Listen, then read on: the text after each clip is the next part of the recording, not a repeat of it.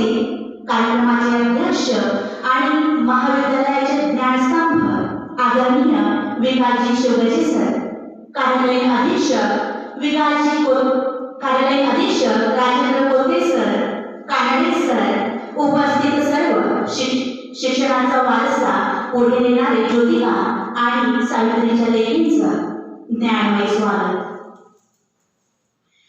सावित्रीबाईंचा वारसा प्रास्ताविकाच्या स्वरूपातून मांडणं एवढी सोपी गोष्ट नाही. जसं की तळपत्या सूर्यासमोर काठवा करून समजण्याचा मी थोडासा प्रयत्न करत आहे. सावित्रीबाईंचा कालखंड म्हणजेच पेशवाईचा कालखंड. या पेशवाईच्या कालखंडामध्ये अवघ्या 4-5 वर्षांच्या मुलीचं अगदी 60-70 वर्षाच्या वयोवृद्धाशी लग्न करून दिलं जायचं. हा जो वयोवृद्ध आहे अकाली केव्हा मरण पावेल सांगता येत नव्हतं. आणि मेल्यानंतर या वृद्धाच्या तिरडीला या 4-5 वर्षाच्या बालिकेला बांधलं जायचं किंवा बांबूने त्याच्या सरणावरती लोटलं जायचं, म्हणजे तिला जिवंतपणे सती जाळलं जायचं. आणि याच काळामध्ये क्रांतिज्योती सावित्रीबाई फुले यांचा जन्म झाला.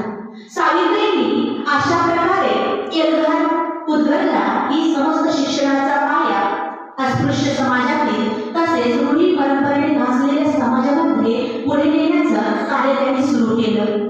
यामध्ये सावित्रीबाईंनी समाजामध्ये जेवढ्या सगळ्या अस्पृश्य मुली असतील, मग त्या उच्चवर्णीय असो किंवा कमी वर्णीय असो, त्यांना शिक्षणाचा मार्ग त्यांनी खुला केला. सावित्रीबाईंनी हा जो पायंडा पडला होता, म्हणजे आपल्याला सबला करण्याचा पायंडा त्या समाजाला मान्य झाला नाही. समाजाने त्यांचा विरोधही करण्याचा प्रयत्न केला, त्यांची विडंबना केली, अंगावरती शेण गाळ माती टाकली, परंतु सावित्रीबाईंनी कुठल्याही प्रकारे माघार घेतली नाही. पण थोडासा खेदही असं वाटतं की जे कार्य त्यांनी त्या काळामध्ये केलं होतं, स्त्रियांना त्यांनी सन्मानाचं स्थान मिळवून दिलं होतं, ते आजच्या काळामध्ये थोडंसं पुसटसं होताना दिसतं. उदाहरण जर द्यायचं झालं, लग्न जमवताना मुलगा जर काळा असेल तर त्याला कृष्ण मानलं जातं, त्याला पांडुरंग मानलं जातं. पण काळी मुलगी लग्नासाठी चालत नाही, म्हणजे भेदवर्णापासूनच सुरू झाला जातो. आजही समाजामध्ये स्त्रीच्या आघाडीपेक्षा काकडीला जास्त महत्त्व दिलं जातं. त्याचाच विरोध सावित्रीबाई फुलेंनी केला. सावित्रीबाईंचं ज्योतिबाशी लग्न झालं आणि शेत नांगरताना सावित्रीबाईंनी काळ्या मातीला पाटी बनवली आणि काठीनं त्या 12 घडी गिरवू लागल्या. आणि ज्यांच्या 12 घडीनं आज साईबाबा महाविद्यालयामध्ये आपली प्रत्येक सावित्री शिकवण्याचं कार्य करत आहे. सावित्रीबाईंनी याच अस्पृश्य मुलींना शिकवत त्या त्यांच्या शिक्षिका बनल्या. पहिल्या स्त्री शिक्षिका बनण्याचा त्यांनी मान मिळवला. अशा सावित्रीच्या शिक्षणामध्ये खूप सारा संघर्ष आला, परंतु गुरु म्हणून ज्योतिबा पुढे सरसावले. सावित्रीबाईंना समाजकंटक म्हणाले की सावित्री, जशी जशी अक्षर वाचत जाशील तशी तशी तुझ्या नवऱ्याच्या कानामध्ये आळ्या होऊन पडतील. तेव्हा सावित्रींनी आपल्या पतींना ज्योतिबांना, ज्यांना ते शेठजी म्हणायचे, त्या म्हणाल्या, शेठजी हे खरंच असतं का? त्यावरती ज्योतिबांनी जे उत्तर दिलं असे मांडली होतं. ज्योतिबा म्हणाले, सावित्री अगोदर अक्षर गिरवते वाच, मग ठरवू त्या आळ्या माझ्या कानात पडतात की तुझ्या डोक्यात साठवतात. त्याच्यानंतर सावित्रींना असंही सांगण्यात आलं की जी स्त्री शिकते तिचा नवरा मरण पावतो. त्यावरती शेठजी ज्योतिबा म्हणाले, सावित्री तू शिक्षण घे, तू शिक्षिका हो, मग बघूया तुझा नवरा मरतो का आणि समाजालाही कळेल की स्त्री शिक्षण घेणारी जी महिला आहे तिचा नवरा शिक्षणाने कधीच मरत नसतो. अशा प्रकारे आपल्या पतिरूपी गुरुकडून अनुभवाचा एक धडा शिकत सावित्री मोठ्या होत गेल्या आणि शिक्षिका बनल्या. आणि त्यांनी समस्त स्त्री जातीला एक एल्गार दिला. एल्गार अशा प्रकारे होता की शेळपाटासारखं जगला तर काम तमाम होईल, शेळपाटासारखं जगला तर काम तमाम होईल, आणि वाघीसारखं जगला नाम होईल. तेच नाव आमची प्रत्येक स्त्री आजच्या काळामध्ये कमवत आहे. अशाच प्रत्येक घराघरात ज्ञानाची फुले वाटणारी क्रांतिज्योती 10 मार्च 1800 मध्ये मरण पावल्या आणि अग्नी फुलांमध्ये त्या विलीन झाल्या. अशा सावित्रींचा जीवनपट उलगडण्याचा आजचा हा आपला समारोह आहे. आजच्या आपल्या कार्यक्रमामध्ये यानंतर आपल्या महाविद्यालयाचे तानसे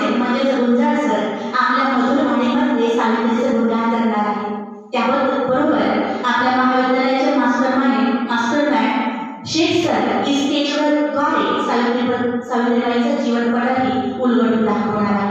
त्याचबरोबर सावित्रीचा लेखी म्हणून स्वतः अभिमान बाळगणाऱ्या सावित्रीच्या लेखी दोघी जणी आपल्यासमोर मनोगतही मांडणार आहे. त्याचबरोबर जे आपल्या सर्वांसाठी महिला वर्गासाठी नेहमीच अवरात्र आपल्याला सहकार्य करणारे आपले सन्माननीय प्राचार्य अध्यक्ष राम भुजबळ अध्यक्षीय मनोगत व्यक्त करणार आहे आणि आभाराचा भारूसुद्धा सावित्रीची लेखच आपल्यासमोर आभार प्रदर्शन करणार आहे. अशा प्रकारे एकंदरीत कार्यक्रमाची प्रास्ताविका इथे समाप्त करते. जाता जाता सावित्रीला स्मरण ठेवून 4 कवितेच्या ओळी ऐकू इच्छिते.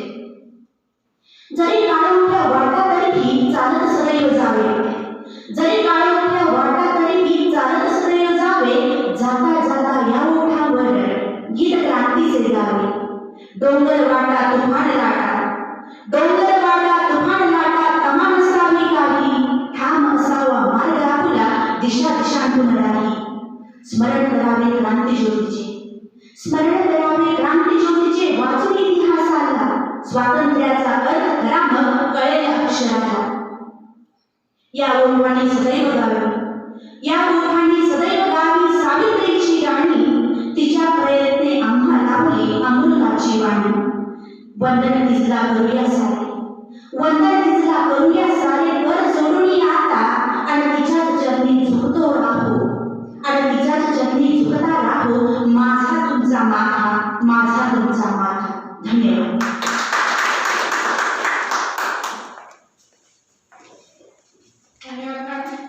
आता सर्वांसमोर आपल्या सुरेल अशा आवाजात गायन करण्यासाठी येणारे प्राध्यापक नानासाहेब गुंडा.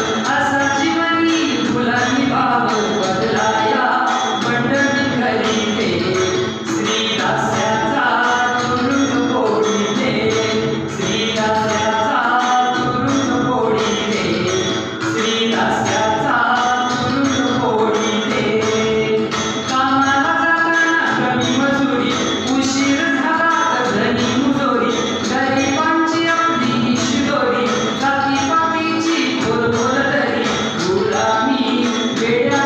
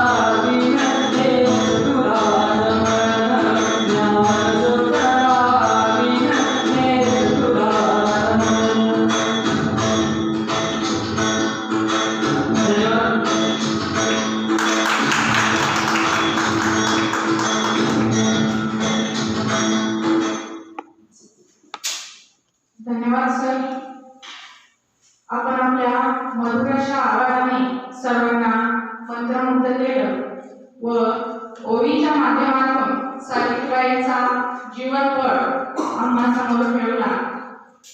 आता आपल्या समोर सावित्रीबाई फुले यांच्याविषयी ई स्केच सादर करण्यासाठी येत आहे प्राध्यापक मुबीन शेख.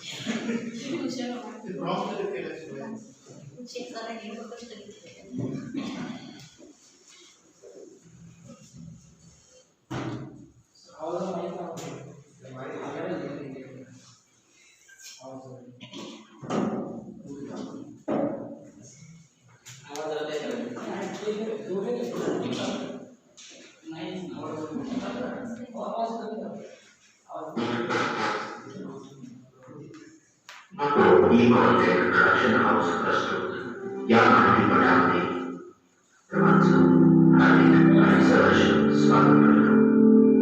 आज 3 जानेवारी क्रांतिज्योती सावित्रीबाई फुले यांची जयंती. सावित्रीबाई फुले या भारताच्या पहिल्या महिला शिक्षिकांमध्ये जगभरातील वेगळी आणि त्यावेळेला समाजसेविका आणि जगती प्रजासत्ताकाने करण्यात येत. या व्यतिरिक्त त्यांना महिलांच्या भूमिकांना देखील बघायचं. त्यांनी आपले संपूर्ण आयुष्य महिलांना शिक्षित करण्याकरता त्यांना त्यांचे हक्क मिळवून देण्याकरता खर्चिले आहे. महिलांना शिक्षणाचा प्रवास करताना सावित्रीबाईंना अनेक संघर्षांना सामोरे जावं लागलं. परंतु त्यांनी हार मानली नाही आणि त्यांनी खचू न देता संपूर्ण आत्मविश्वासाने संघर्षाला सामोरे गेले आणि यश मिळवले. सावित्रीबाईंनी 1848 साली शिक्षणाचे माहेरघर असे केलं म्हणतो त्या पुण्यात पहिली मुलींची शाळा सुरू केली. आज त्यांच्या जयंतीनिमित्त आम्ही लग्नासाठी म्हणून आहोत. एक तरुण विषय इंग्रजीत.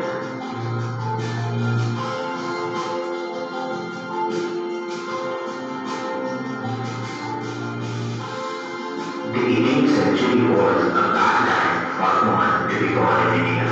They were married off even before puberty. Education was out of bounds, and because of mortality rates, most of them would be abused before they reached adulthood. If it was a tough time to be a woman, it was almost impossible to be a woman who wanted to reform the society. But Savitribai Phule was the first woman who laid the campaign to make women's lives better. She was married off to Jyotiba Phule, a 13-year-old boy. She experienced child marriage from him, but luckily Jyotiba Phule turned out to be a progressive man. You can easily see the affectionate bond between Savitribai Phule and Mahatma Jyotiba Phule. He taught everything to Savitribai. He taught Savitribai to read and to write, and to the point that Savitribai Phule would write with poems. And it was the beginning of a new era in the field of education. It was the revolutionary point that you might have experienced, and you might have known about it.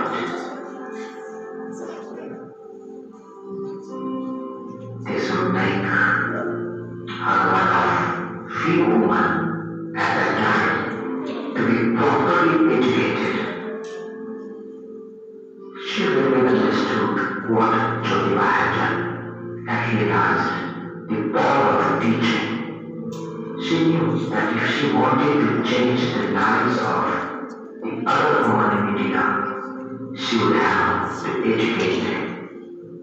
Education was the prime necessity that time, in order to make people aware about their injustice. Because in order to liberate yourself, truly, one must have to educate himself or herself. And thus she became India's first woman teacher and opened the first school for girls in Bhilwara in Pune, in Maharashtra state, in India. It was the time to reform the society and discover there is something in their hand and taught all the women in their surrounding. Gradually and slowly, this campaign became one of the most and one of the great reformation activity that time. Even though they experienced and they faced hardships, problems, and so many comments from the society, even problems, but they did not take themselves back. In her life, she opened 18 schools for women. She also became the first woman in India to become headmistress. And she fought against child marriage. She also fought against the other social evils of that time, like sati and caste discrimination. Back then, the mortality rates were very high. It was common for people to die at a very young age. Because of this, child brides would often become child widows. And in scripture you can easily see that how she is educating the people. What the result of the child widow? As a result, they were forced to shave their head and remain celibate throughout their life. Because of their vulnerable nature, they were often sexually exploited and hence becoming victims of unwanted pregnancies. It was a tough time, hard time to be escaped from. And this couple again faced this situation where this coming forward, they did not retract back. Not only this, to the top of this, she even opened a well inside her house so that untouchables could come and draw the water. Because the Jaminas who had wells could not let the untouchables from drawing water from their wells. This was a momentous decision since Salibri Bible was a daughter of a party, Miss Hayden of the village.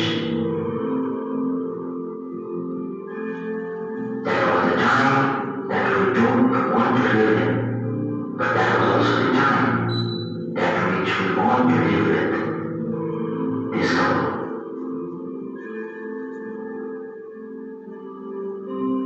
To the top of this, at a particular time, during the third pandemic of the Belgavi plague, she opened a shelter for the sick with her son Yashodhara. She treated the plague-affected patients with utmost care, and she contracted the disease herself while serving the sick and died on 10 March 1897 while serving a plague patient. Now everywhere in our surrounding we are facing a global pandemic problem. In this corona system, this is the teaching which she had given already 190 years ago. And it took a real courage to rally support for women's right back The moment we are not considered equal, they are still not considered now, but I think the law of the land says they are battling against child rights was considered a part of the tradition. And in this battle, it's a child right from voting and the courage to stand up and fight for not just human rights, but even for the social minority and deceased and the untouchables. And Elizabeth Lopez, she may have not been worshipped to that extent that we did. She may have been forgotten as a hero, but it is time to recognize her bravery and courage to swing against the target of patriarchy at a time when the current was the strongest. And the tagline of the story is that every girl born in India has Savitribai Phule to thank, to worship, and to follow. Thanks a lot.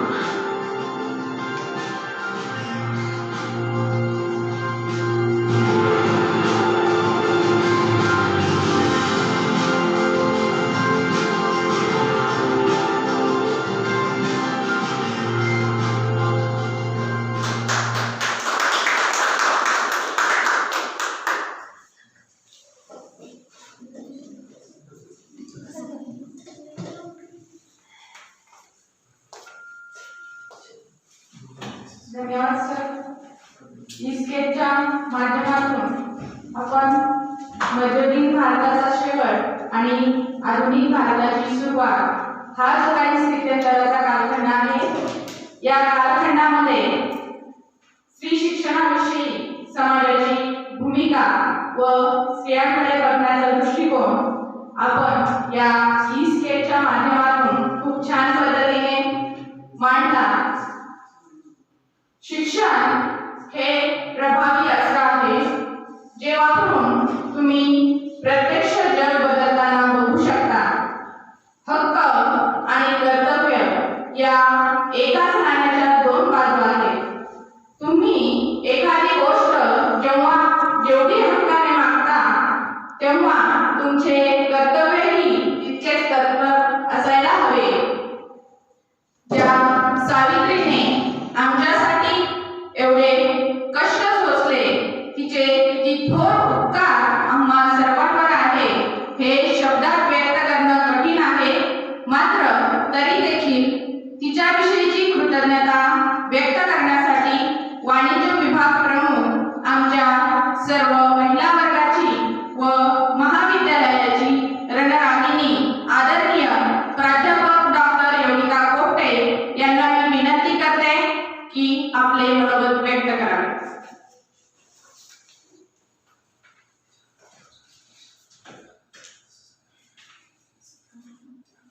Savitribai Phule Pune विद्यापीठ आणि श्री साईबाबा संस्थान विश्वस्त व्यवस्थेचे श्री साईबाबा महाविद्यालय आयोजित राष्ट्रीय महिला शिक्षण दिनानिमित्त इथे उपस्थित असलेले महाविद्यालयाचे सन्माननीय प्राचार्य प्रोफेसर विकासजी शिवगजी तसेच सर्व विभाग प्रमुख आणि वंदनीय असे सर्व गुरुजनांचं आणि हा प्रोग्राम ऑनलाईन बघणारे आमचे विद्यार्थी मित्रमैत्रिणी यांचं मी इथे मनपूर्वक स्वागत करते.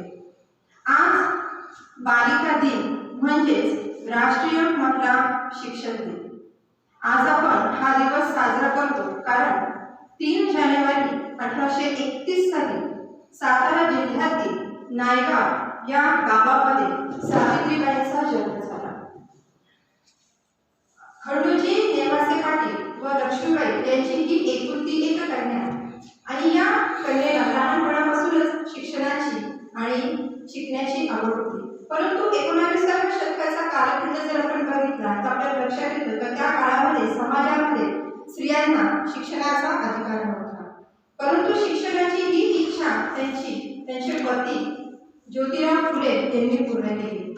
सावित्रीबाई ज्यावेळी 9 वर्षाचा होता त्यावेळेस त्यांचा ज्योतिराव फुलेंशी विवाह झाला. ज्योतिराव फुले हे माळी समाजातील होते आणि ते फुलांचा व्यवसाय करत होते.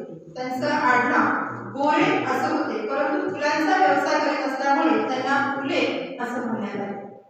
या नवदाम्पत्याने समाजामध्ये असलेल्या ज्या अस्पृश्यता, स्त्री पुरुष विषमता, अंधश्रद्धा आणि समाजामध्ये होणारे स्त्रियांवर, विधवांवर होणारे अत्याचार यांना वाचा फोडण्यासाठी त्यांना एकच मार्ग दिसत होता, तो म्हणजे स्त्री शिक्षण. स्त्री शिक्षणाला महत्त्व का आहे तर एक स्त्री शिकली तर तिचं संपूर्ण कुटुंब शिकतं, संपूर्ण समाज सुशिक्षित होतो आणि राष्ट्राची प्रगती होती. हे ज्योतिरावांनी 19व्या शतकामध्ये ओळखले. परंतु त्या काळामध्ये सावित्रीबाईंजवळ शिकण्यासाठी वही, पुस्तक, पेन, पेन्सिल या गोष्टींची उपलब्धता नसताना देखील त्यांनी या धरणीमातेच्या काळ्या मातीवर झाडाच्या पानाच्या काडकीने अ आ इ अक्षर रेखून त्यांनी शिकण्यास प्रारंभ केला. ज्योतिराव फुले हे सावित्रीबाईंचे प्रथम गुरु झाले. बघा किती सुंदर चित्र आहे. एका पती पत्नीचं नातं आणि हे नातं गुरु शिष्यामध्ये कसं रूपांतर झालं. इथे सांगण्यामध्ये मला अभिमान वाटतो सर्व गुरुजनांना का प्रत्येक सावित्रीच्या मागे जर असे ज्योतिराव फुले उभे असतील तर या देशामध्ये अनेक सावित्र्या निर्माण होतील. सावित्रीबाईंनी त्यांचं प्राथमिक शिक्षण ज्योतिराव फुलेंकडून घेतलं आणि पुढील शिक्षणासाठी त्यांनी अहमदनगर येथील अमेरिकन मिशनरी इथे फरार संस्थेमध्ये त्यांनी प्रशिक्षण घेतलं. त्याबरोबरच पुणे येथील त्यांनी नॉर्मल स्कूलमध्ये देखील अध्यापनाचं कार्य सुरू केलं. आणि ज्यावेळेस 1848 मध्ये आपल्याला पहिली मुलींची शाळा तिथे सुरू करण्यासाठी पहिली शिक्षिका म्हणून सावित्रीबाईंची तिथे नियुक्ती झाली. अशा रीतीने सावित्रीबाई फुले या भारताच्या पहिल्या महिला शिक्षिका म्हणून त्यांचा गौरव करण्यात येतो. सांगण्यास अजून एक गोष्टीचा आनंद वाटतो का त्या काळामध्ये त्यांना सहाय्य करणाऱ्या मुस्लिम समाजाचा प्रतिमा शेख या देखील त्यांच्या कार्यामध्ये हातभार लावत होता आणि यांचा देखील आपण गौरव करण्यास योग्य आहे. त्याबरोबरच सौलाबाई आणि तात्या भिडे यांनी देखील तिथे पुण्यामध्ये शाळा सुरू करण्यासाठी सहाय्य केले आणि सर्वप्रथम 3 शाळा पुण्यामध्ये सुरू झाल्या आणि त्या काळामध्ये फक्त 150 विद्यार्थी त्या शाळेमध्ये शिक्षण घेत होत्या. परंतु त्यांना समाजाने ज्या पद्धतीने त्यांचा प्रतिकार केला, त्यांना सांगितले जर तुम्ही शिकला आणि इतरांना शिकवलं तर तुमच्यावर काय त्याचे परिणाम होतील. त्यांना धमकी देण्यात आली, तुमचे बलात्कार होतील, तुमचा खून केला जाईल. ज्योतिरावांचा खून करण्याचा सुद्धा प्रयत्न झाला, परंतु ते कुठल्याही परिस्थितीमध्ये त्यांना थांबले नाही आणि आपली शिक्षणाची चळवळ ही अविरोध लढ्यांनी चालू ठेवली. कालांतराने त्यांनी पुण्यामध्ये एकूण 20 शाळा सुरू केल्या आणि सरकारी शाळेपेक्षा जास्त विद्यार्थी त्यांच्या शाळेमध्ये शिकवत होते. याला एकच कारण आहे का त्यांची शिकवण्याची जी पद्धत होती आणि त्यांची जी तळमळ होती, त्यामुळे विद्यार्थी संख्या ही पुढच्या शाळेमध्ये वाढत होती. त्यांनी विद्यार्थ्यांनी जास्त संख्येने इथे येण्यासाठी प्रोत्साहन भत्ता आणि आवडेल ते शिक्षण या योजना राबवून जास्तीत जास्त विद्यार्थ्यांना त्यांच्या शाळेमध्ये प्रवेश दिला. गुणवत्तेमध्ये सुद्धा फुलेंची शाळा ही नेहमीच अग्रेसर होती आणि म्हणूनच महाराष्ट्र सरकारने ज्योतिराव फुले आणि सावित्रीबाई फुले यांचा गौरव केला. याबरोबर इथे त्यांचं कार्य थांबलं नाही, तर स्वतः ज्योतिराव फुलेंनी अनेक साहित्याची निर्मिती केली आणि समाजामध्ये जनजागृती केली.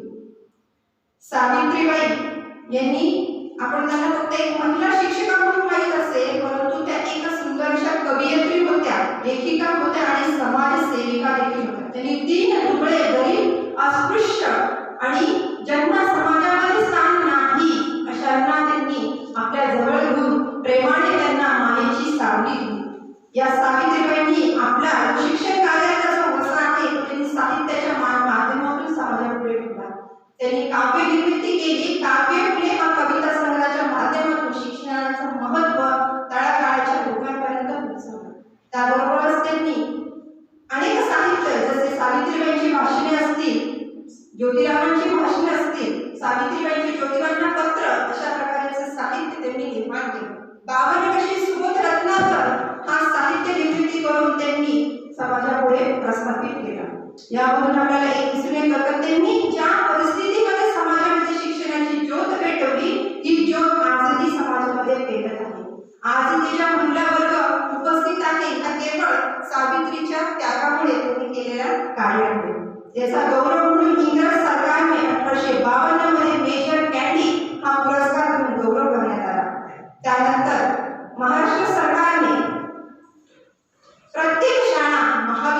शासकीय संस्था इथे प्रतिमा पूजन सुरू करण्यात आले. महाराष्ट्र सरकारने या सावित्रीचा गौरव म्हणून ठिकठिकाणी त्याची स्मारके उभारण्यात आली.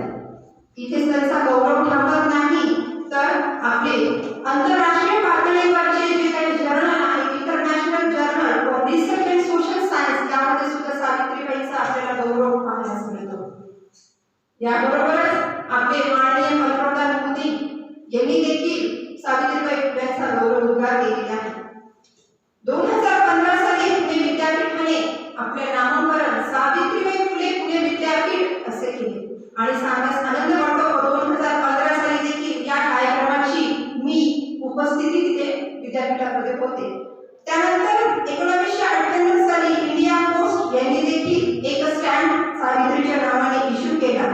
2017 साली गुगल मार्क सावित्रीबाईंच्या नावाने डिस्प्ले केला.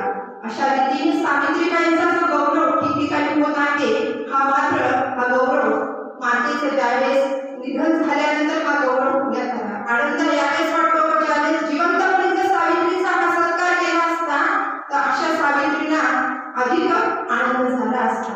वाईट असंच वाटते की ज्यावेळेस त्या कार्य करत होत्या, समाजाने फक्त त्यांना बाळीत टाकले, परंतु जिवंतपणे कुठलाही त्यांचा सत्कार केला नाही. महात्मा गांधीजींनी त्यांचा खरा महात्मा म्हणून त्यांचा गौरव केला. आचार्य अत्रे, डॉक्टर आंबेडकर यांनी देखील त्यांच्या कार्याची प्रशंसा केली. महाराष्ट्र सरकारने सगळ्या शाळा आणि महाविद्यालयामध्ये बालिका दिन आणि राष्ट्रीय महिला शिक्षण दिन साजरा करण्याची परवानगी दिली. अशा या थोर दाम्पत्याला मी शतशः नमन करते आणि या सरस्वतीच्या रूपाने आलेल्या सावित्रीला आम्ही कोटी कोटी नमन करतो. आज राष्ट्रीय शिक्षण दिनानिमित्त अजूनही मला एक सांगावंसं वाटतं, आज या शैक्षणिक क्षेत्रामध्ये कार्य करणाऱ्या ज्या काही महिला आहेत, यांचा देखील सन्मान होणे तितकेच महत्त्वाचे आहे. या महिला जे ज्ञानदानाचं काम करतात, त्यांचा मान ठेवणे, त्यांचा सन्मान करणे हे सर्वात महत्त्वाचं असेल, तरच आपण समजू का खऱ्या अर्थाने राष्ट्रीय महिला शिक्षण दिन साजरा होईल. पुण्यामध्ये ज्यावेळेस प्लेगची साथ आली आणि त्या प्लेगच्या साथीमध्ये समाज सेवा करताना, रोग्यांची सेवा करताना मातीचा अंत झाला 10 मार्च 1897 साली. परंतु आज जरी सावित्री आपल्यामध्ये नाही, परंतु तिचं जे कार्य आहे ते प्रत्येकाच्या हृदयामध्ये अजूनही आहे. सगळ्यात महत्त्वाचं म्हणजे आजच्या शिक्षण पद्धतीमध्ये सुद्धा बदल होण्याची गरज आहे. सगळ्यात महत्त्वाचं A for आंबेडकर म्हणा, not A for apple, B for Buddha instead of B for ball, and C for constitution not for cat, and S for Savitri. अशा पद्धतीने जर आपण शिक्षण पद्धती दिली तर नवीन पिढी ही चांगली निर्माण होईल अशी आशा आहे. जय सावित्री, जय ज्योतिराव, जय हिंद, जय भारत.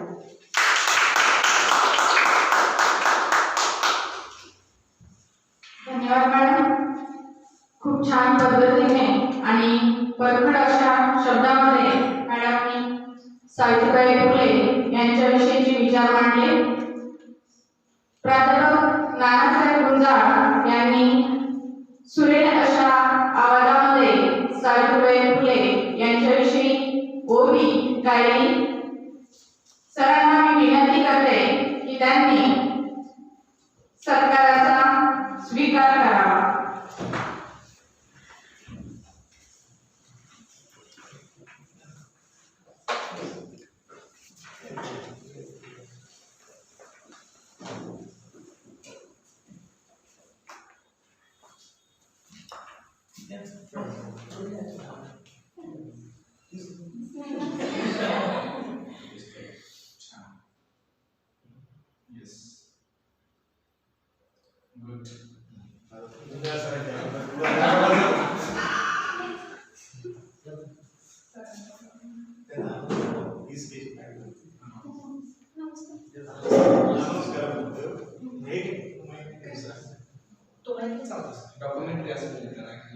त्याबरोबरच आजच्या या कार्यक्रमादरम्यान जे एक ई स्केच प्लस डॉक्युमेंटरी आहे जे प्रदर्शन या ठिकाणी केलं, त्याबद्दल प्राध्यापक मुबीन शेख यांचा या ठिकाणी साहित्य चरित्र देऊन सन्मान करण्यात येत आहे.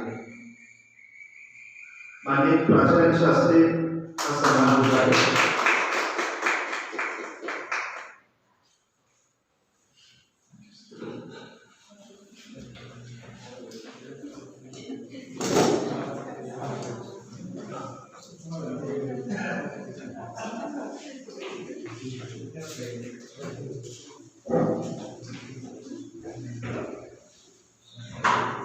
सावित्रीबाई फुले यांच्या जीवन कार्याविषयी आणि त्यांच्या एकूणच फुले विचारांची जी प्रासंगिकता आहे याविषयी आताच डॉक्टर कोपडे मॅडम यांनी आपलं विवेचन सादर केलं. सावित्रीबाई या पहिल्या मुख्याध्यापिका, पहिल्या शिक्षिका म्हणून सुपरिचित आहेतच, त्याचबरोबर एक साहित्यिक, एक कवयित्री म्हणूनही त्या सुपरिचित आहेत. म्हणून त्यांची एक कविता या ठिकाणी मी आता आपल्या समोर सादर करू इच्छितो. तयास मानव म्हणावे का, तयास मानव म्हणावे का, ज्ञान नाही विद्या नाही ते घेण्याची गोडी नाही, बुद्धी असूनही चालत नाही तयास मानव म्हणावे का. देरे हरी पलंगी काही पशुही असे बोलत नाही, विचार ना आचार नाही तयास मानव म्हणावे का. पोरे घरात कमी नाहीत तयांच्या खाण्यासाठीही ना करीतो उद्योग काही तयास मानव म्हणावे का. सहानुभूती मिळत नाही मदत न मिळे कुणाचीही, परवा न करी कशाचीही तयास मानव म्हणावे का. दुसऱ्यास मदत नाही सेवा त्याग दयामाया नाही, जयापाशी सद्गुण नाही तयास मानव म्हणावे का. ज्योतिष रमण सामुद्रिकही स्वर्ग नरकाच्या कल्पना नाही, पशुत नाही ज्या तो पाहिजे तयास मानव म्हणावे का. आणि शेवटच्या एका चावळीमध्ये त्या विशाल अशा स्वरूपात तो विचार मांडू इच्छितात. बाईल काम करत राही, बाईल काम करत राही, ऐतोबा हा खात राही, पशु पक्षात ऐसे नाही तयास मानव म्हणावे का. पशु पक्षी माकड माणूसही जन्म मृत्यू सर्वांनाही याचे ज्ञान जराही नाही, मानव तयास म्हणावे का, तयास मानव म्हणावे का. ही सामाजिक स्वरूपाची जाणीव ही सुद्धा त्यांच्या कवितांमधून वेळोवेळी अनेक ठिकाणी जाणवलेली आहे. बावन कशी सुबोध रत्नाकर आणि काव्य फुले आणि त्या स्वरूपाच्या साहित्यातून त्याची निर्मिती त्यांनी केलेली आहे. यानंतरची सूत्रे मी धर्म मॅडम यांच्याकडे सोडतो.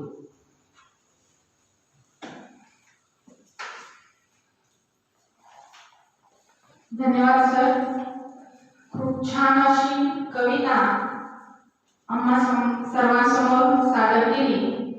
त्याद्वारे सावित्रीबाई फुले यांच्याविषयी व समाजाचा दृष्टिकोन जो काही आहे तो आम्हा सर्वांसमोर ठेवला.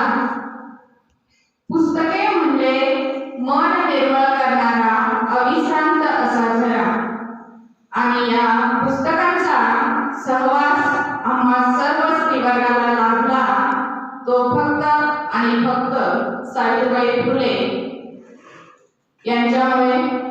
अशा थोर स्त्री विषयीचे ऋण व्यक्त करण्यासाठी मी अर्थतज्ञ अर्थशास्त्र विभाग प्रमुख प्राध्यापिका स्वप्नाली मांगडे यांना विनंती करते की आपले मनोगत व्यक्त करावे.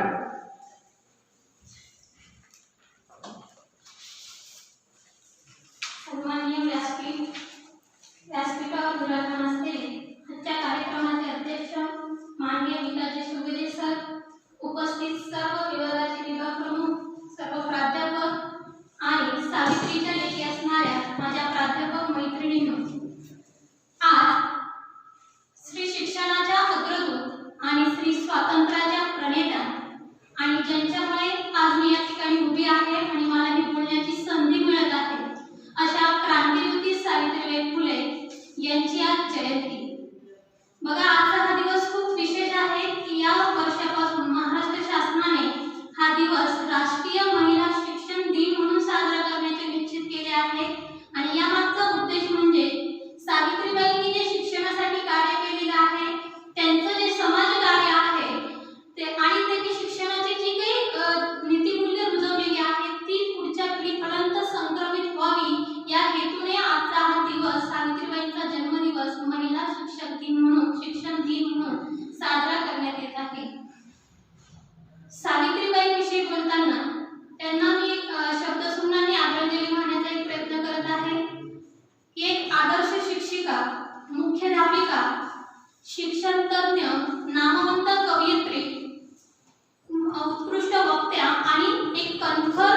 व्यक्तित्व असणाऱ्या सावित्रीबाईंनी आपले पती ज्योतिबांबरोबर स्त्री शिक्षणाबरोबरच समाज सुधारण्याच्या कार्यामध्ये स्वतःला झोकून दिलेलं होतं.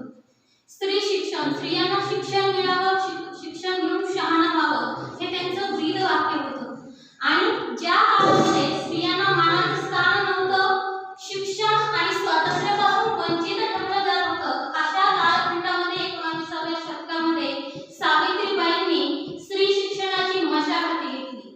स्त्रीमुक्ती, स्त्री शिक्षण, स्त्री पुरुष समानता या त्रिसूत्रीसाठी त्यांनी आपलं अख्खं आयुष्य खर्च केलं.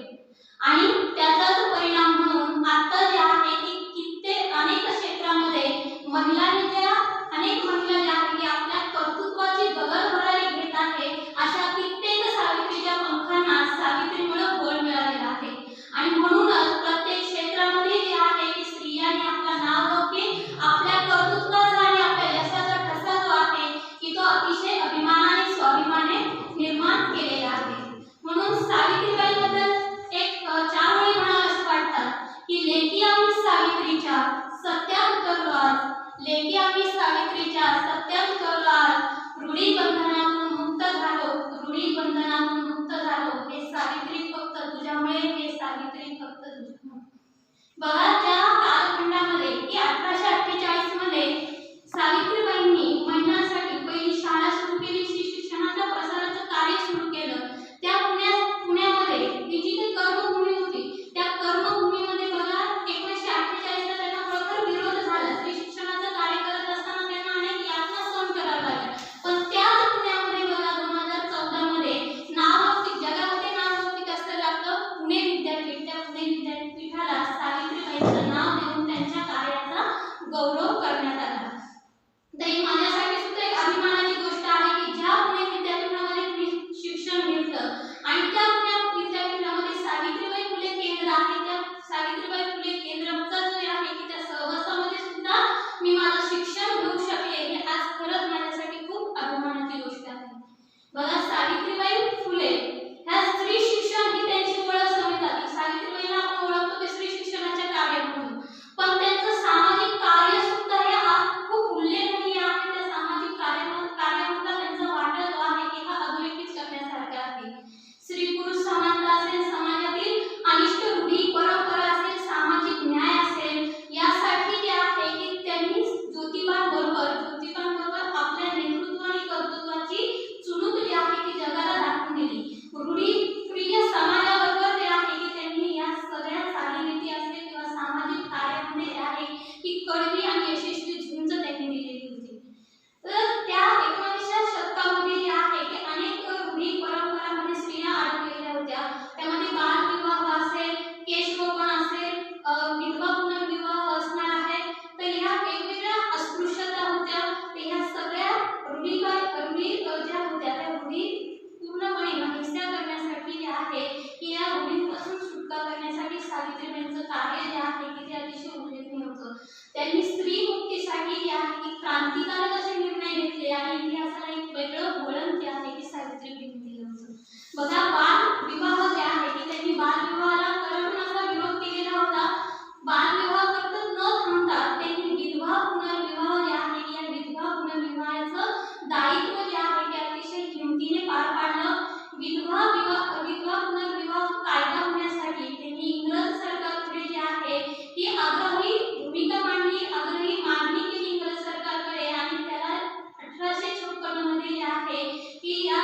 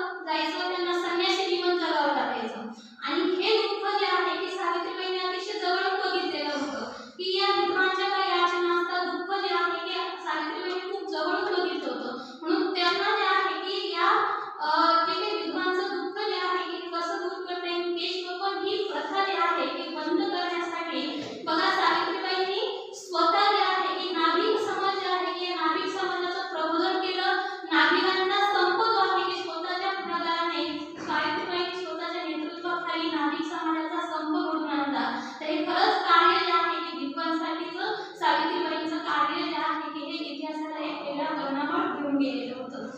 यापुढेही जाऊन सावित्रीबाईंनी बघा विधवा पुनर्विवाहाचा कायदा तर केलाच, पण त्याचबरोबर ज्योतिबांनी जे आहे की विधवांची जी मुलं आहेत त्यांच्या संगोपनासाठी जे आहे की बालहत्या प्रतिबंधक गृह जे आहे ते सुरू केलं होतं.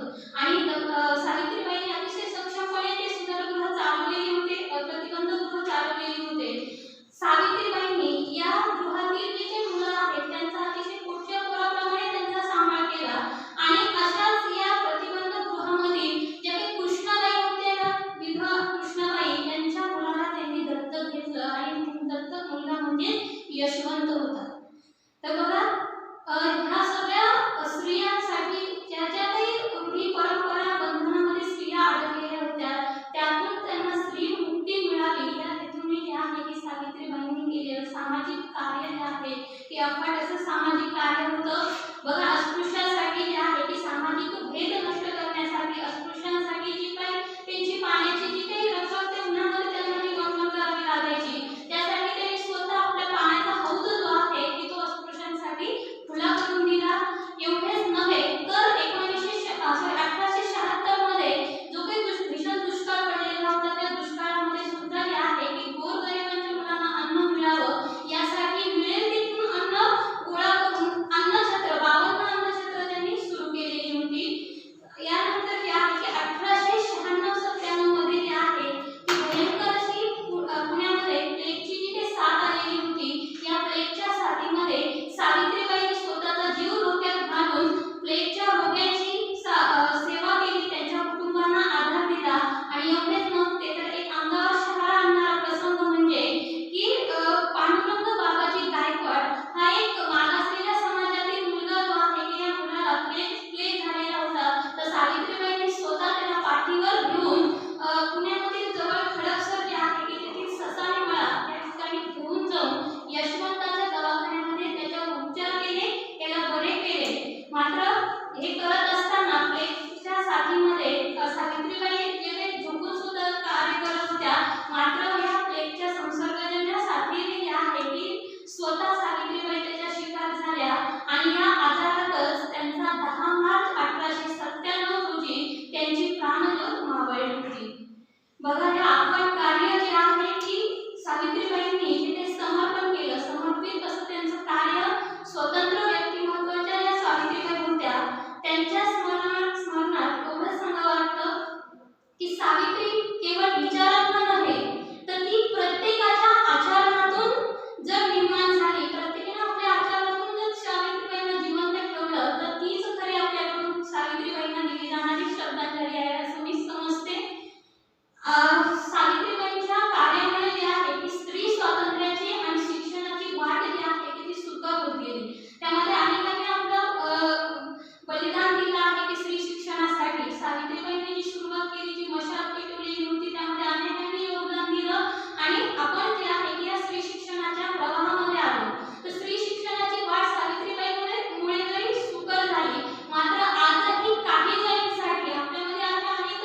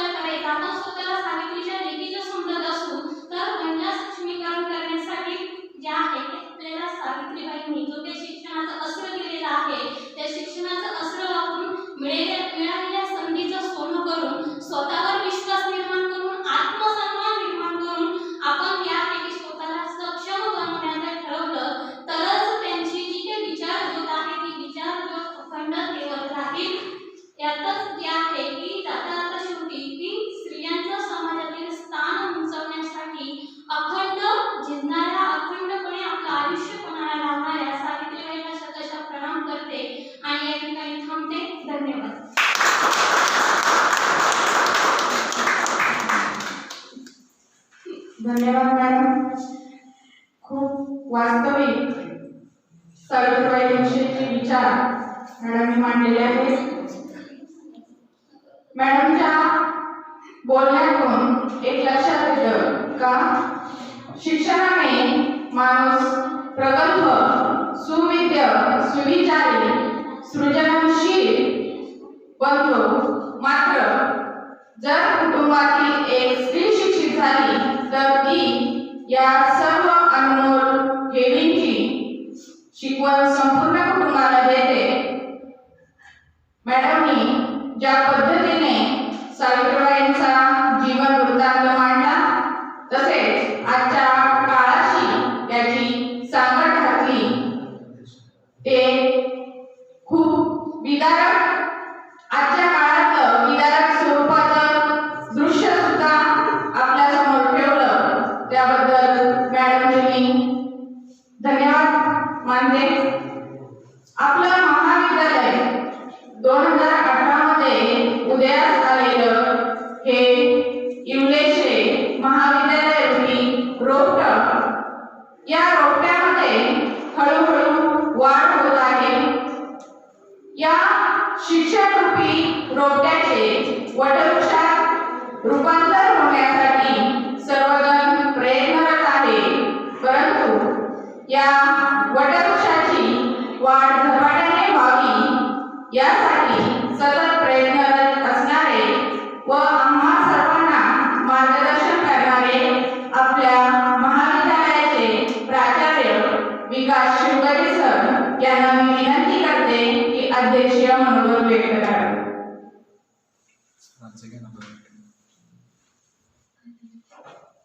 तत्पूर्वी एक थोडासा बदल या ठिकाणी कार्यक्रमात आपण करत आहोत.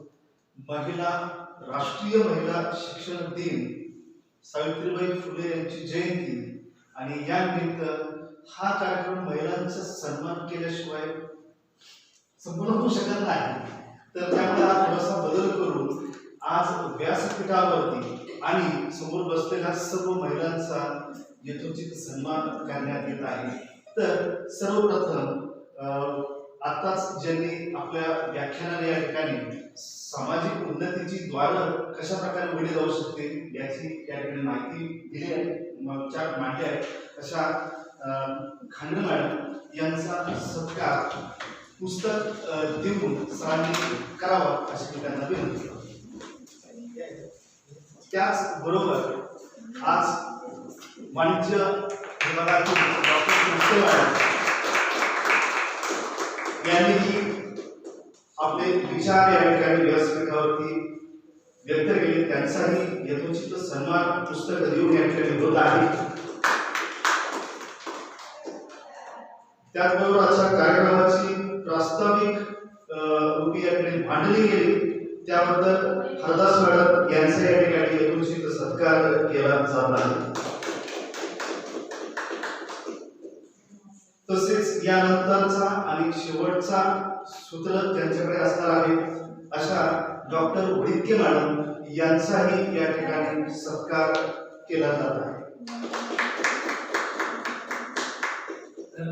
आणि या कार्यक्रमाची सूत्रे ज्यांनी सांभाळली आणि अजूनही पुढे ती सूत्रे या ठिकाणी सांभाळत आहेत अशा भव्य मॅडम यांचे सत्कार या ठिकाणी होत आहे. आणि या कार्यक्रमासाठी उत्कृष्ट फलकलेखन ज्यांनी केलं त्याबद्दल आपल्या महाविद्यालयातील ग्रंथपाल शिंदे सर यांचाही सत्कार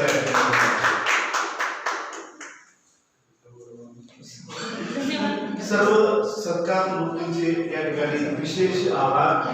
आणि त्यानंतर मी सन्माननीय प्राचार्यांना या ठिकाणी अध्यक्ष मनोगत व्यक्त करण्यासाठी आलो.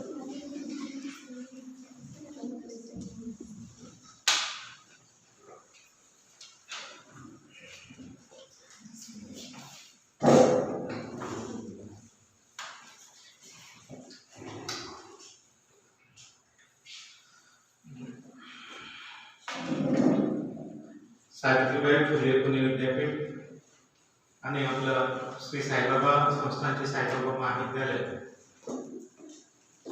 महाविद्यालयातील राष्ट्रीय सेवा योजना आणि विद्यार्थी विकास मंडळ यांच्या अंतर्गत आपण आज सावित्रीबाई फुले यांच्या जयंतीनिमित्त महिला शिक्षण दिन साजरा करत आहोत. या कार्यक्रमासाठी सर्व सूत्र आजच्या कार्यक्रमाचे आपण बहुतांश सर्व नियोजन महिलांकडे दिलेलं आहे.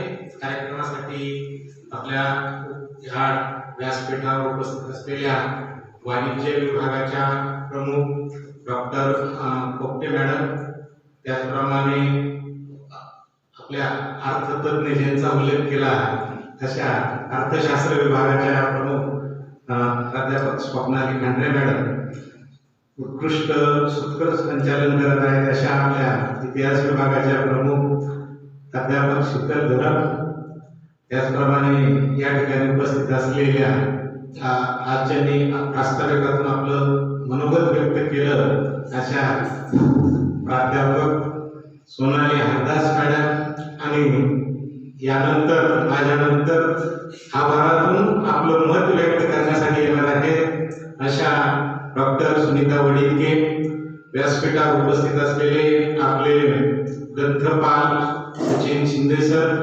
वाणिज्य विभागाचे आणि राष्ट्रीय सेवा योजनेचे कार्यक्रम अधिकारी डॉक्टर संतोष अवतारे सर, विद्यार्थी विकास अधिकारी आपले प्राध्यापक शिवाजीराव ढोकणे सर, ज्यांनी अतिशय सुश्राव्य अशा आपल्या आवाजात गायन केलं, अनेक सावित्रीबाईंवर कविता सादर केली. आपले असे महाविद्यालयाचे तानसेन नानासाहेब गुंजाळ सर, प्राध्यापक नानासाहेब गुंजाळ, जे आपण स्वतः कधीही आढेवेळी न घेता एक कार्यक्रम सादर करतात.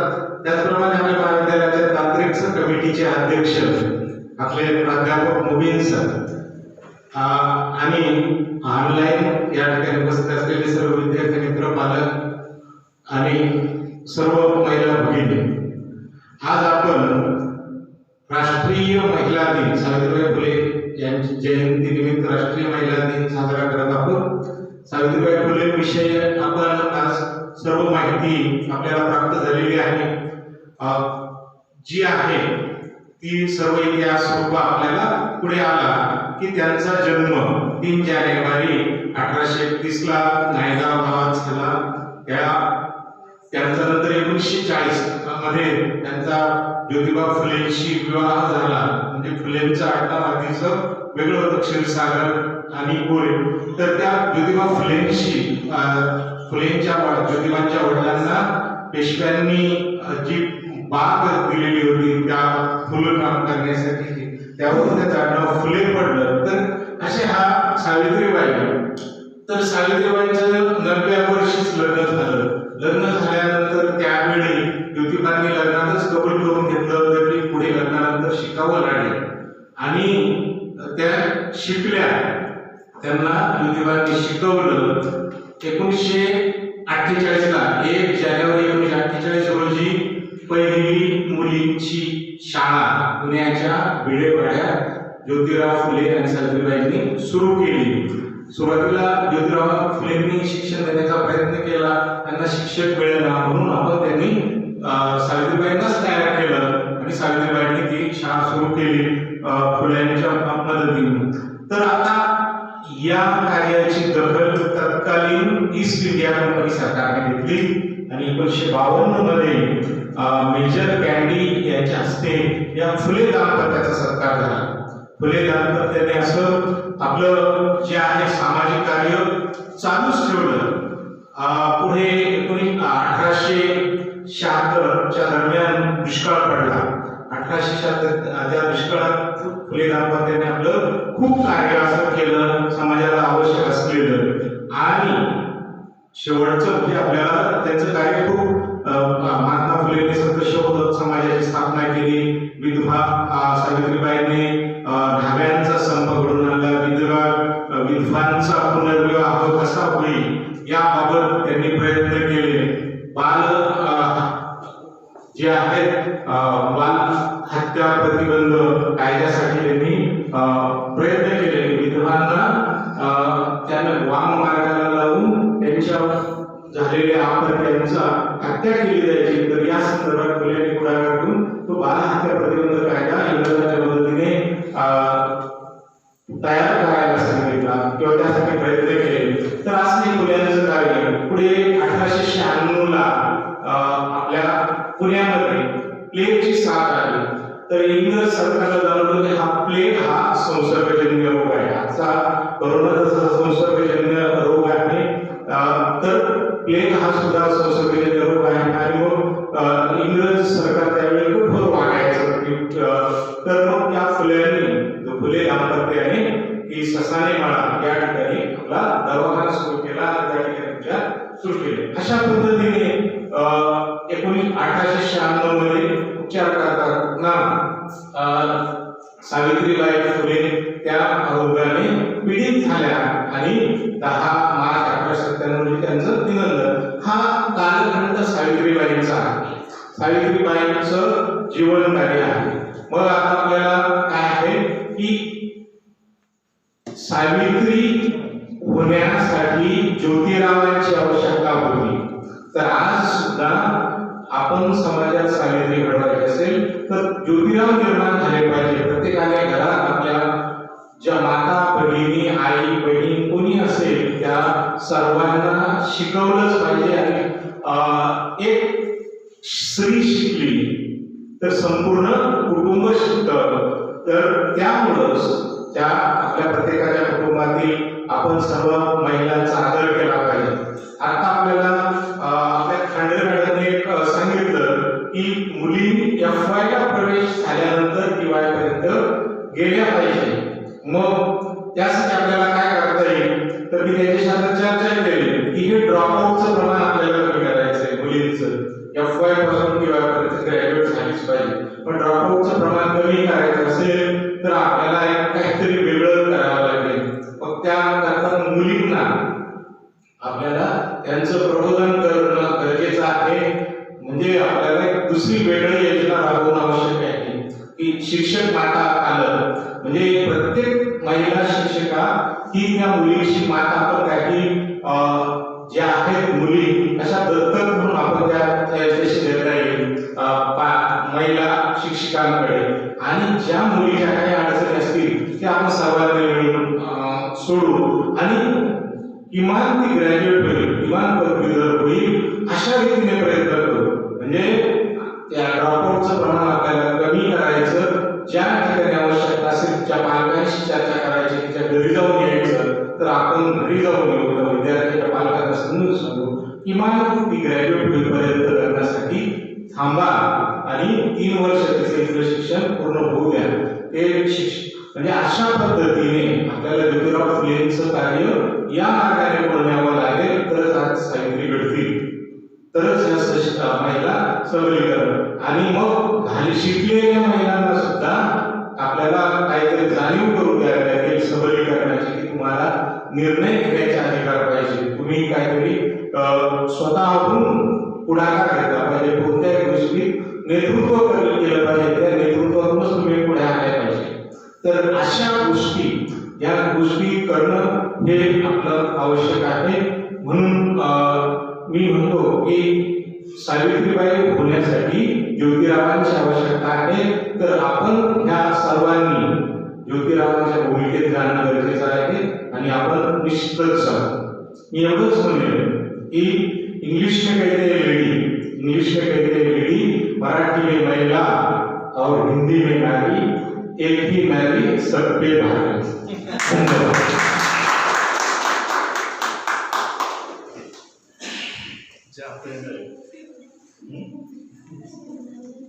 धन्यवाद सर. खूप मोठ्या मनाने तुम्ही आम्हाला नियमितपणे प्रोत्साहन आणि मार्गदर्शन करत असतात. आज आम्हा सर्व महिला वर्गाला तुम्ही कार्यक्रमामध्ये वेगवेगळ्या भूमिका पार पाडण्याची संधी दिली त्याबद्दल मी मनपूर्वक तुमचे धन्यवाद करते. आज देखील तुमच्यासारखे ज्योतिबा असतील तर सावित्रीच्या लेकींना कोणीही शिक्षणापासून वंचित ठेवणार नाही असं मला वाटतं.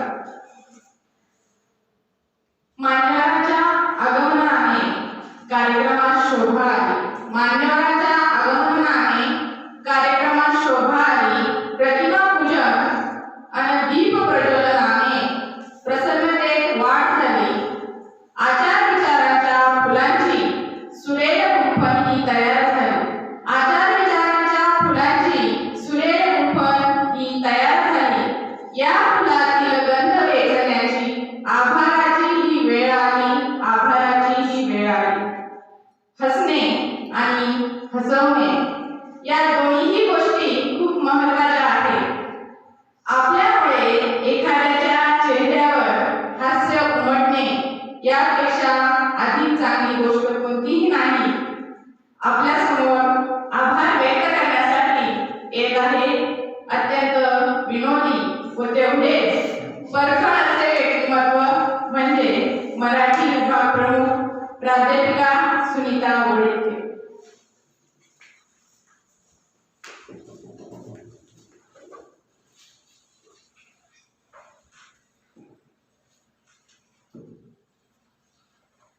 सावित्रीबाई फुलेंनी फुलांसारखं स्त्रियांचे मन जपले. सावित्रीबाई फुलेंनी फुलांसारखे स्त्रियांचे मन जपले. म्हणूनच या आनंद क्षणी उभी राहिल्या